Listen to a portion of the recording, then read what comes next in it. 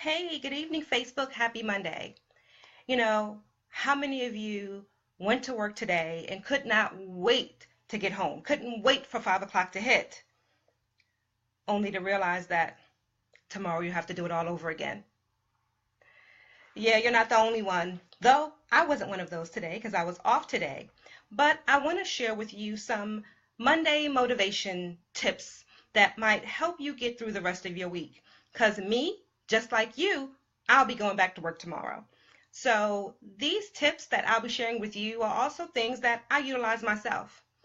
Because let's be honest, being an employee isn't always easy, and dealing with coworkers and a lot of the situations that go on at work sometimes can be taxing.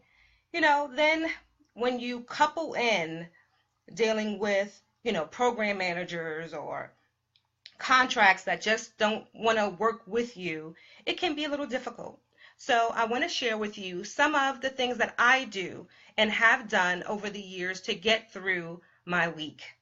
And hopefully, your Tuesday morning can be better than your Monday morning. If you know what I'm talking about, put in the comments, I know what I'm talking about.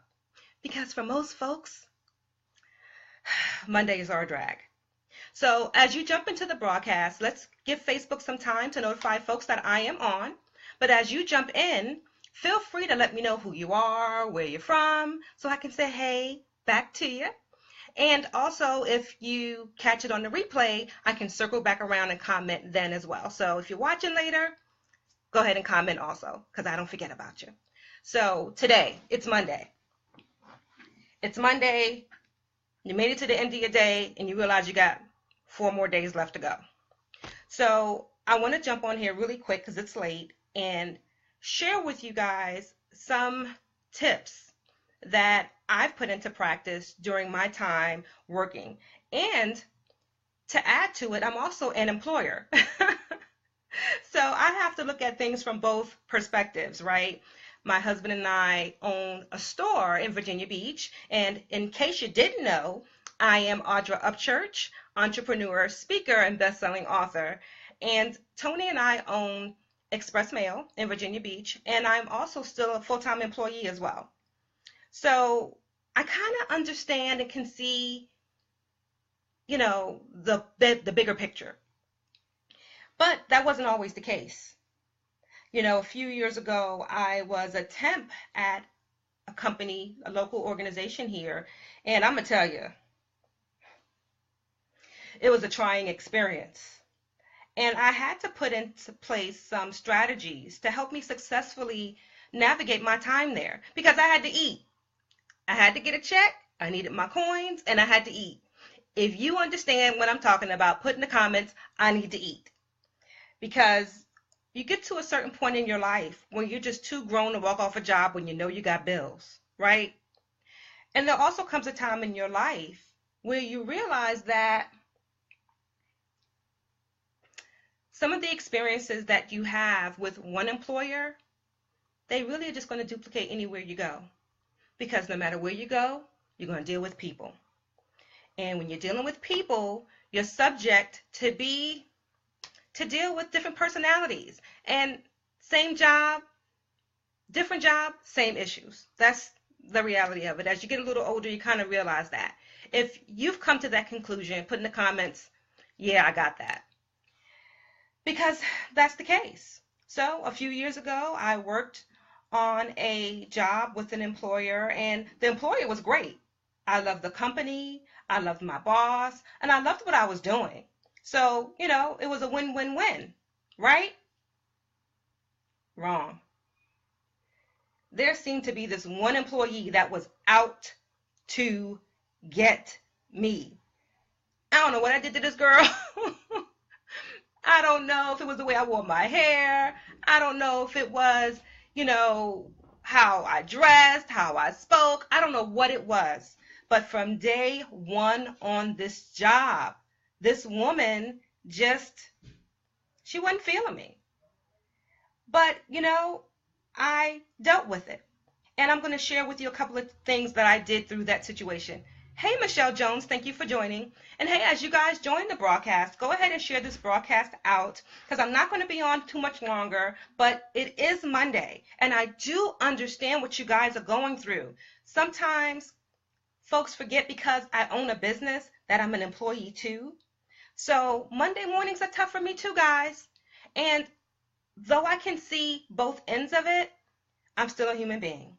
So I want to share with you some of the things that I did during my very difficult time working for an employer when I had a coworker that just hated the sight of me. Okay? So, hey, Abalori, thank you also for joining in, hun. So, the first thing I did was this. This employee, and let me give you an example when I say this woman just did not like me. So, the big boss, the owner, who I thought was fantastic, came in one day with, t-shirts and hats that he was giving away to the employees. Now, I already said I was a temp, but I had been there quite a few months and my contract was for about 6 months. So he goes to hand out shirts and hats, and when he came to my desk, my little cubicle area, and he handed me a hat. I said, okay, oh, wow, thanks. Popped the hat on, trying to be all cool, tilted it a little bit to the side. This woman saw that he gave me a hat and she stormed off so upset. She is not an employee here. She shouldn't have a hat, blah, blah, blah. Now, I was kind of puzzled why my boss would really care that she was upset, but, I didn't let it get under my skin. I figured he gave me the hat. He owns the company. If she's bothered, she'll get over it. And I didn't allow it to affect my day. I did one of those and kept it moving. But there were other days when she would do things that would interfere with me getting my job done. Now, see there? That's a whole nother story. So those days, it would take a whole lot more from me to keep it all together. If you understand what I'm talking about, put in the comments, I understand. Because I think we've all had that issue on jobs. So one of the things I did was I kept perspective. I kept in view what was really at stake. You see, at that time, my daughter was still in high school, and I was a single mom. I had just gone through an ugly divorce, and my money situation was a situation. Okay? And had I allowed this person and their view of me or their dislike for me cause me to respond negatively, I would have lost this job. And it would have put my situation with my daughter in really bad shape. So one of the things I used to do, y'all gonna laugh at me. I'm looking at something I can demonstrate. Oh, I can use my phone. So one of the things I would do when she would come into my cubicle to kind of pick, because she would do the little pick thing. Y'all know what I'm talking about, right? When people just constantly pick at you. I would grab my calculator and I would take my hourly rate and multiply it by my hours and say, okay, it's 1 o'clock. Okay, I make this an hour, multiply that by 5. Okay, that's how much money I've made already today. How many bills am I going to get paid with that? And it would keep me going. It would remind me that I had a bigger responsibility, that I had an obligation, and I couldn't allow this very unhappy employee to take from me.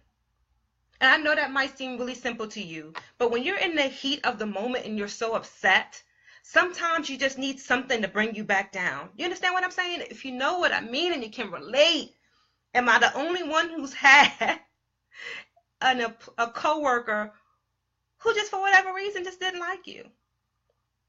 So I would add it up on my calculator to remind me of what was at stake. The second thing I would do is, quite honestly, when I would get upset, I would email myself. I would email myself how I felt so I could get it out. Because I knew I could not say these things to that employee and keep my job. Yes, the owner knew she didn't like me. And yes, the owner knew she mistreated me. But she was a permanent employee. I was a temp. I wasn't as vital to the organization as she was. So he didn't feel the need to correct her. But I am still human, and so my way to kind of let out some steam without jeopardizing my job was to send myself an email on how I felt, as if I was talking to her. And I would type, and my little hands would just be going, my fingers would be going and going and going and going, getting it all out. So that definitely helped. So reminding myself at what was at stake by calculating my hourly rate by how much time I had been there that day and what bills I would get paid, that would keep me grounded. And then when that didn't work, I would email myself and get it all out and vent that way. And then when I got home, once I calmed down, I would delete it. Now, the last thing I'm going to tell you guys that I would do when all of that failed, I had to have a conversation with myself.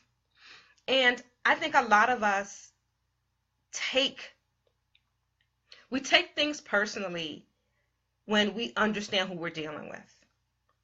And I had to have a come to Jesus with myself and say, Audra, okay, look, this little girl, because she was about the age of my kids, which made it really even more kind of crazy. But I had to have a come to Jesus with myself and remind myself that this girl was a child and that there had to be something really unfortunate going on in her life to make her respond to a stranger this way. And quite honestly, my final option was to pray for her. Because you find that sometimes that's all you can do for folks is pray for them. And it's very difficult to stay angry with someone that you're praying for. It really is.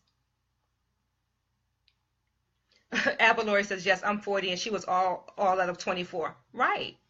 So I began praying for this young woman, and it changed how I saw her. When I would walk into the office in the morning, instead of seeing her angry look or noticing the scowl on her face when she would see me, the look of disdain, I started to see her hurt. I started to see her brokenness. And I actually started feeling sorry for her. Because for her to carry that much anger and ugliness around all day, what was that poor girl going through?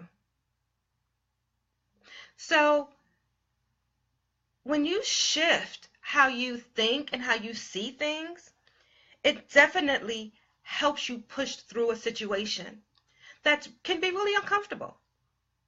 So while this started like immediately when I began at this company, and this woman made it really difficult for me every single day that I was there, I lasted my entire 6 months of my term. Because look, guys, we have to understand what's at stake. And though feelings and emotions are really difficult to manage, we can put into place some strategies to help us get through it. So our Monday, our Tuesday, our Wednesday, our Thursday, and our Friday aren't as difficult. So again, to recap, I reminded myself what was at stake. I would actually calculate my pay. So if I got up and said something to this crazy girl that day, what would I lose, right? I would calculate, I've been there 8 hours. This is my rate of pay. This is all the bills I can get paid once I get through this day. And I took it moment by moment, guys. So that was the first thing I did, right? The second thing I did, when that didn't work, I would email myself my frustrations. I would email it to myself. This is how I felt. This is how this girl is making me feel. And I don't know how to deal with it. And I would email myself. Then when I got home and felt better, I would delete it. And then the third thing I would do when all else failed, I would pray. I would pray for her. Because for someone to be that miserable and to want to see someone they don't even know that unhappy, they really must have some awful things going on in their lives. So I would pray for her, because it's difficult to be angry for someone when you're praying for them. So I hope this helps someone put into practice some strategies to get through the week. You know, you may feel like what you're going through on your job is unique and no one understands, But trust me, we all face different challenges, and it doesn't get any easier.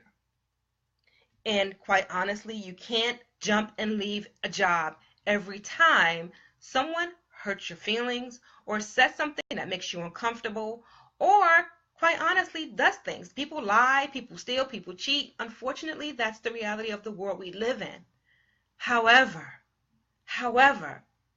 the one thing we do have control over, and somebody put in the comments, we have control over how we handle it. I am Audra Upchurch, entrepreneur, speaker, and best-selling author, encouraging you to embrace your Monday. Embrace your Monday because, hey, it's the first day of the week. Now, if you haven't already jumped on board and you need some more motivation and inspiration to thrive through the rest of your week, make sure you sign up for our Free to Thrive Challenge, which is www.thrivefree.me. If someone can scribe that in the comments, Patrice or Abalori or Michelle, if you can scribe that in the comments, www.thrivefree.me. If you need a little extra to get you through the rest of the week, sign up for our challenge, and I'll also give you a free 31-day journal that you can use to write in and kind of help deal with some of those frustrating situations. Okay? So I hope you have an amazing week. I'll be popping in to check on you tomorrow. And take care, guys. Love you. Bye.